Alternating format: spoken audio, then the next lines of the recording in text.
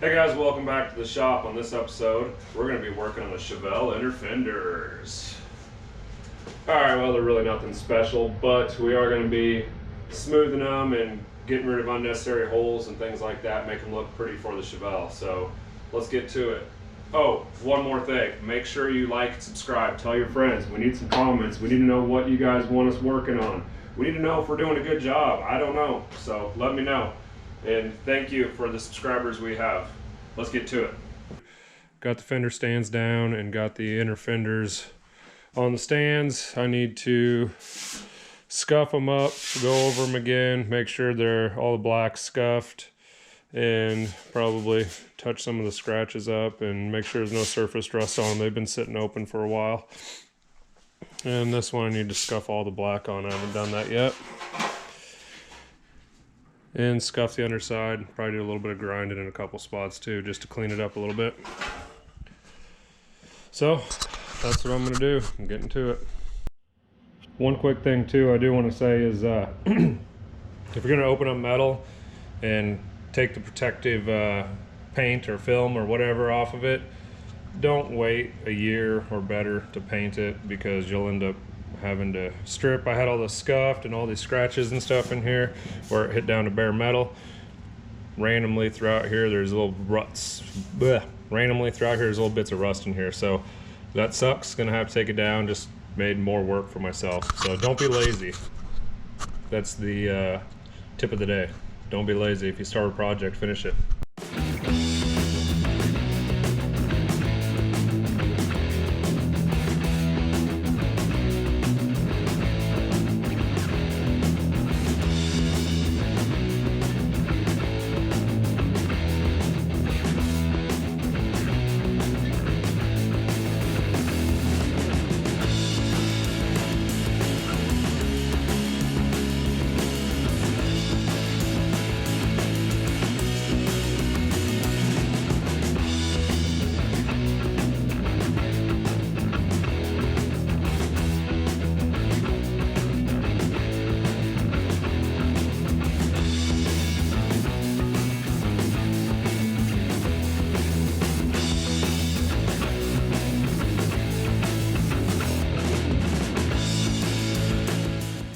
Alright, as you're seeing that time lapse there, got this inner fender all scuffed and ready to go. I hit it with the DA just to knock it down on the big areas as fast as possible, so I don't have to do near as much hand work. And then down in all these little crevices I use a scuff pad, which works really good to get in there. Basically the goal here is to knock the shine off of the black and put a little tooth to it, or put some scratches in it, so that the primer has something to stick to. I went over all the filler areas again, even with the scuff pad, just to make sure I didn't miss any surface rust that might have built up on it, or missed a spot sanding it. This stuff's pretty roughed in. Looks like it's been roughed in with 80 grit. So we're going to use feather fill polyester primer on this, so that should fill those sanding scratches in nicely and give us a nice surface to start with. So I will spare you the agony of watching me finish the other one out, but this one should be good to go. Clean it up and should be good to spray. All these spots in here are where I shaved the factory holes that I wasn't going to use, so that I didn't have any random holes in the inner fender for a smoother appearance. And then along this seam right here, I welded the top side of that so that it was solid and could be ground down and floated out. All right guys, an opportunity arose this evening. My buddy Derek is bedlining the bottom side of his 55 Bel Air. He just did all new floor pans and trunk pans and all that. So he's gonna have possibly maybe a little bit of bed liner left over. So I would like to spray that on the inside of the Chevelle inner fenders. And because of that, I gotta get these things primed. It's lunch on Friday, and took a quick lunch, and I'm gonna try to get these things primed and get a good coat of primer on them here, and yeah, go from there.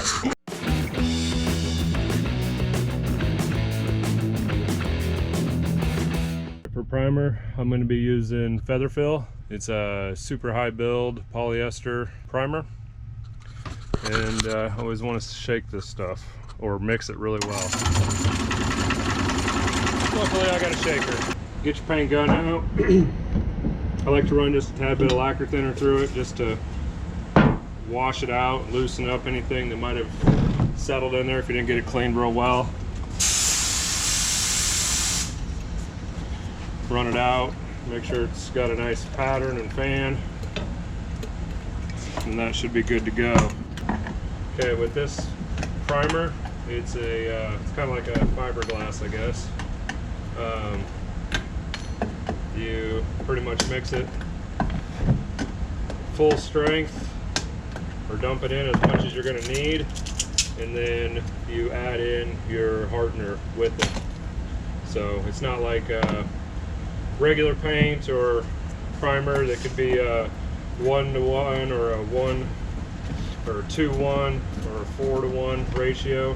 This is pretty much dump in as much as you need in an even number that correlates with 1/4 of a quart, and then just put your drops in there.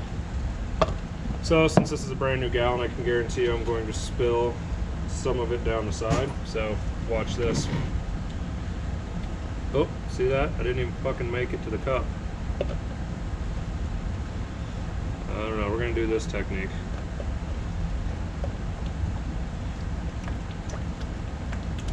And I'm gonna mix a 1/2 quart.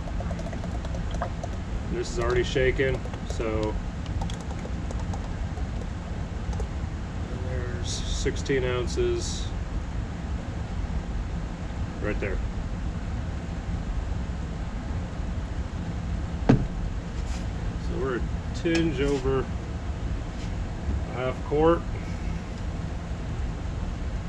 So see that? That's full quart, 1/4 quart, 1/2 quart, 3/4 of a quart.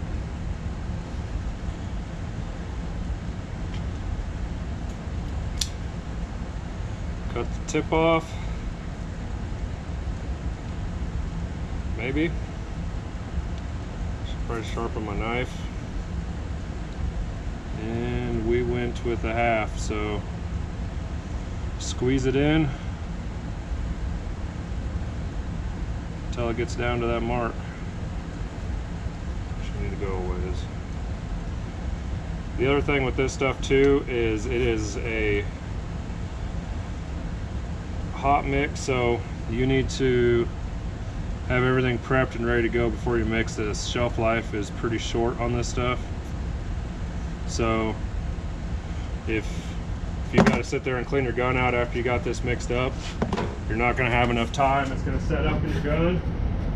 So once you get this stuff mixed, you want to make sure that you're ready to go. Have your respirator ready, which I do not have.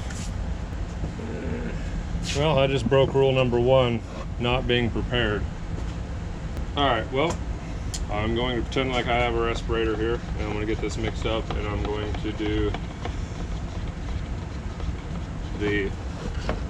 well, I found a respirator here. I'll do that. So get it mixed up real well.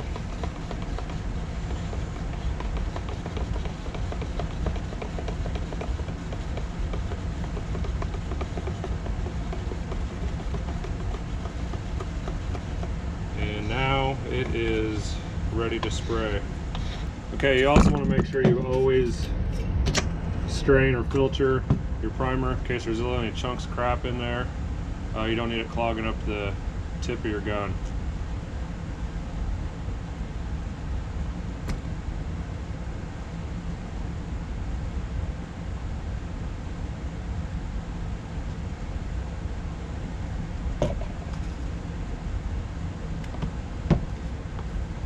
Let that drain in there, and we'll be ready to spray. I always like to do a little test spray out on the wall and make sure I got a good pattern, spraying the way I want it. Shut the door in the booth, and we'll get started. I'm going to try to GoPro and paint at the same time. So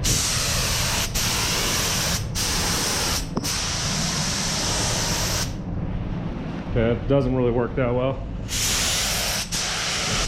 You want to with a pretty heavy overlap, at least a 50% overlap.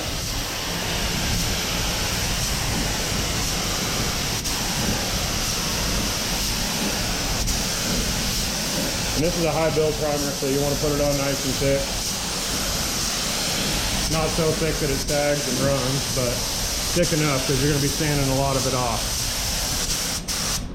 Alright, I'm going to paint the rest of these. You guys don't need to watch that. So I got about 2 coats on the bodywork area on both sides. Still a little wet there. And then 1 good heavy coat on the bottom. So that should be sealed up. Hopefully this evening we can get some bed liner sprayed on these bad boys. All right, well that's it for me for lunch. We'll see you tonight when we head over to Derek's. Plans changed last night, so we didn't end up spraying the bed liner. We're gonna do that this afternoon. So in the meantime, I might start blocking just a little bit, seeing how that goes. Got a few pinholes and stuff. The Bondo is pretty roughed in, so I'll have to get a little filler in there and get those filled in, but it's a good base to start and see how far off we are. All right, so I'm gonna start out cutting this primer with a 220 grit sandpaper. I normally like to use this continuous roll stuff sticky on the backside, but I only have 320 in that, so I'd like to cut it a little faster than that. So I'm gonna get started on that and use a block. Make sure you always use a block so you don't put fingerprints or finger grooves in the surface. If you're putting pressure where your fingers are, you're only going to be sanding there. You're not going to be sanding in between your fingers, so you get little waves and ripples in your paint. So always use a block. The bigger the block, the better. But on this is so complex and compound curves, you can't really get in here with a block too much bigger than this. Also, when blocking, always go in like a V shape or diagonal to your material.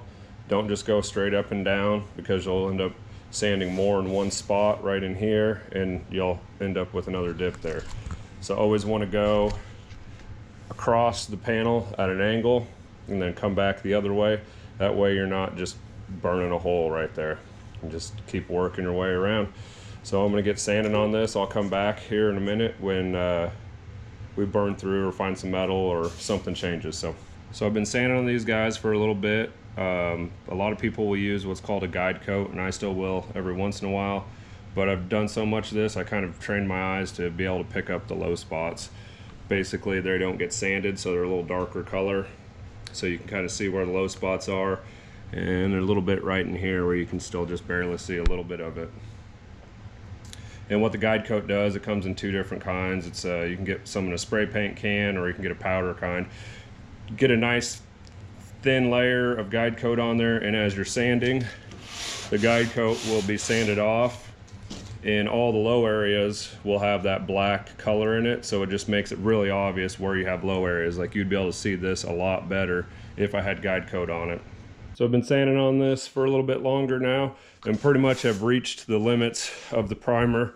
Started burning through here on this flat area, burning through here again. This is all down to metal in all these spots. So, and then again right here. So I can't really take any more off of that. Otherwise, this metal area is just gonna keep growing, and it's gonna become a high spot.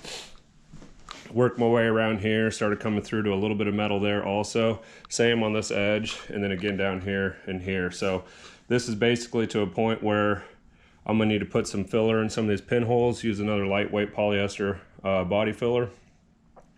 Get those filled in, and if there are any little waves, I might put a little bit more filler in here, because this is a little rough right there still. So that's about all I can do, and then with this block sanding time, so I think we'll get them loaded up.